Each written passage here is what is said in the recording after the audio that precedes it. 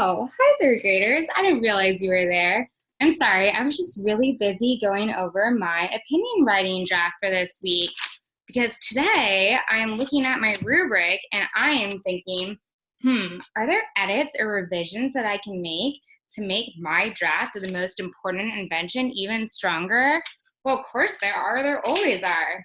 So that's just what I was in the middle of doing. So my topic sentence, I'm pretty proud of my topic sentence this time because not only do I state my opinion, but I also grab the reader's attention. I have a hook, so that's good. Let's see.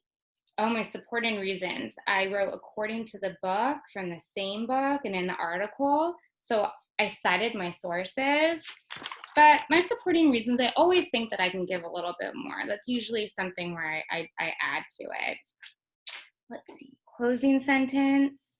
I put for all the reasons, so I'm making sure to sum all of my ideas up. Well, I'm going to keep going through this later and make some changes that will make my paragraph even stronger. So I can't wait to see what changes you make. So let's put this away because we better get to work on our other things. So let me share my screen with you, and we are going to go through your daily assignments. As usual, you are going to read chapters 21 and 22 in Sideways Stories, and there are two slides, slide 26 and 27. Make sure you do both. Writing, well, we just talked about that. Today, you are going to be editing your first draft. So you are going to self-assess using your rubric. I want you to look at the rubric, and I want you to strive to hit a number that's bigger than the one that it might have been yesterday. So if you were at 2s or 3s yesterday, like your opinion was stated, but it did not grab the reader's attention, well then today, that's what you're gonna go do. You're gonna go back into your writing and you're going to grab the reader's attention or hook them. If you were at a 3, like you gave some facts, but they weren't always the most detailed or always the most factual, well, guess what? You're going to go back today and you're going to take all those notes and all that research and cite it in your opinion piece in that first draft so that you have an excellent, really strong final draft for Wednesday, okay? I want you to make at least 3 edits or revisions on this. In math, you are doing Unit 11, Lesson 9. It is another practice lesson similar to what you did yesterday, involving volume and then measuring those amounts in milliliters and liters. Social studies. Today you are going to read the articles that are linked on slide 8. So I went back and I added 2 new slides. You are going to read these. Some of them might be a little bit tricky, but they have a lot of good information in them, so try the best you can. Go through the pictures, take notes if you need to, because tomorrow you're going to be giving a mini hawk talk on what your opinion is. So I wanted to give you some final resources to be able to help you formulate your opinion, because it's kind of a tough decision, right? There are a lot of positives and a lot of negatives, so use this last day to research. Then you have your optional biography report oral presentation, which I'm so happy to hear that a lot of you are doing it. I can't wait. These are going to be so much fun. Music, I know that a lot of you have said it. You haven't been able to log on to Mrs. Denoya's site, so I linked the video here for you. And then you have art. So that is your day. And on that note, we are going to start reading the BFG.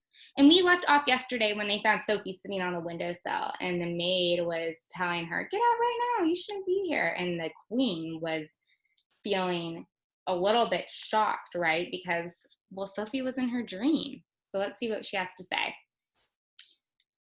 When the queen spoke again, it was in a strange, strangled sort of whisper. Tell me, Mary, she said, tell me quite truthfully. Is there really a little girl sitting on my windowsill, or am I still dreaming? She is sitting there all right, ma'am, as clear as daylight, but heaven only knows how she got there. Your Majesty is certainly not dreaming it this time. But that's exactly what I did dream, the queen cried out. I dreamt that as well. I dreamt there would be a little girl sitting on my windowsill in her nightie, and she would talk to me. The maid, with her hands clasped across her starched chest, was staring at her mistress with a look of absolute disbelief on her face. The situation was getting beyond her. She was lost. She had not been trained to cope with this kind of madness. Are you real? The queen said to Sophie. Yes, your majesty, Sophie murmured. What's your name? Sophie, your majesty. How did you get up on my windowsill? No, don't answer that. Hang on a moment. I dreamed that part too. I dreamed that the giant put you there. He did, your majesty, Sophie said. The maid gave a howl of anguish and clasped her hands over her face. Control yourself, Mary, the queen said sharply. Then, to Sophie, she said, you are not serious about the giant, are you? Oh, yes, your majesty. He's out there in the garden now. Is he indeed? The queen said. The sheer absurdity of it all was helping her to regain her composure. So he's in the garden, is she? She said, smiling a little. What do you think? It sounds like the queen doesn't quite believe this. He is a good giant, your majesty, Sophie said. You need not be frightened of him. I'm delighted to hear it, the queen said, still smiling. He is my best friend, your majesty. How nice, the queen said. He's a lovely giant, your majesty. I'm quite sure he is, the queen said. But why have you and this giant come to see me? I think you have dreamt that part of it too, your majesty, Sophie said calmly. That pulled the queen up short. Took the smile right off her face. She certainly had dreamed that part of it. She was remembering now how, at the end of the dream, it had said that a little girl and a big friendly giant would come and show her how to find the 9 horrible man-eating giants. But be careful, the queen told herself. Keep very calm, because as surely it's not very far from the place where madness begins. You did dream that, didn't you? Sophie said. The maid was out of it now. She just stood there goggling. Yes, the queen murmured. Yes, now, you kind of mentioned it. I did. But how do you know what I dreamed? Oh, that's a long story, your majesty. Would you like me to call the big friendly giant? The queen looked at the child. The child looked straight back at the queen, her face open and quite serious. The queen simply didn't know what to make of it. Was someone pulling her leg, she wondered? Shall I call him for you? Sophie went on. You'll like him very much. The queen took a deep breath. She was glad no one except her faithful and Mary was here to see what was going on. Very well, she said. You may call your giant. No, wait a minute. Mary, pull yourself together and give me my dressing gown and slippers. The maid did as she was told. The queen got out of bed and put on a pale pink dressing gown and slippers. You may call him now, the queen said. BFG, Her Majesty, the queen would like to see you. The queen crossed over to the window and stood beside Sophie. Come down off that ledge, she said. You're going to fall backwards at any moment. Sophie jumped down into the room and stood beside the queen at her open window. Mary, the maid, stood behind them.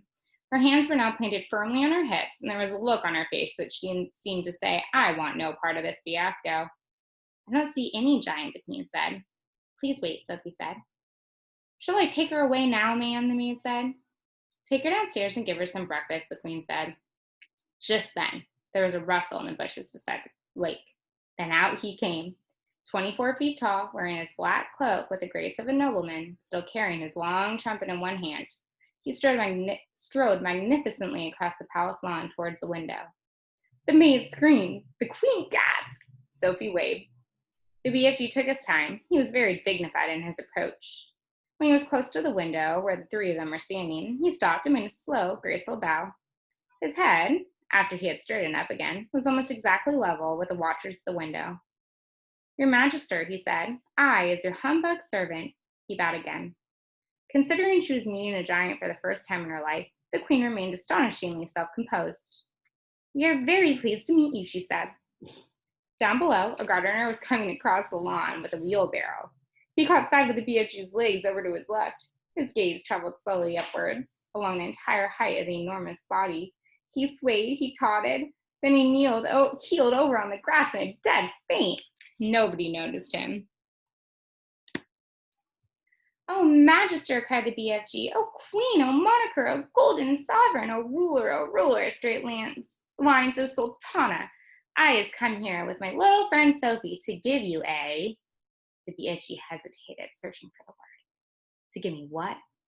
Assistance, the BFG said, beaming. The queen looked puzzled. He sometimes speaks funny, your Majesty, Sophie said. He never went to school. Then we must send him to school, the queen said. He has some very good schools in this country. I have great secrets to tell your Magister, the BFG said.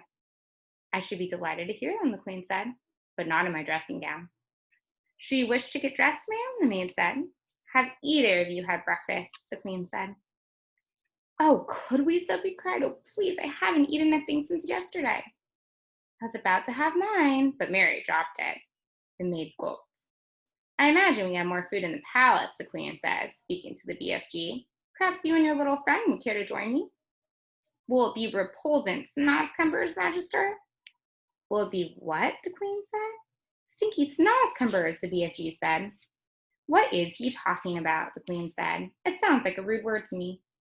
She turned to the maid and said, Mary, ask them to serve breakfast for 3 in the, I think it better be in the ballroom. That has the highest ceiling. To the BFG, she said, I'm afraid you'll have to go through the door on your hands and knees. I shall send someone to show you the way. The BFG reached up and lifted Sophie out of the window. You and I is leaving Her Magister alone to get dressed, she said. No, leave the little girl here with me, the queen said. We'll have to find something for her to put on. She can't have breakfast in her nightie. The BFG returned Sophie to the bedroom. Can we have sausages, Your Majesty? And bacon and fried eggs?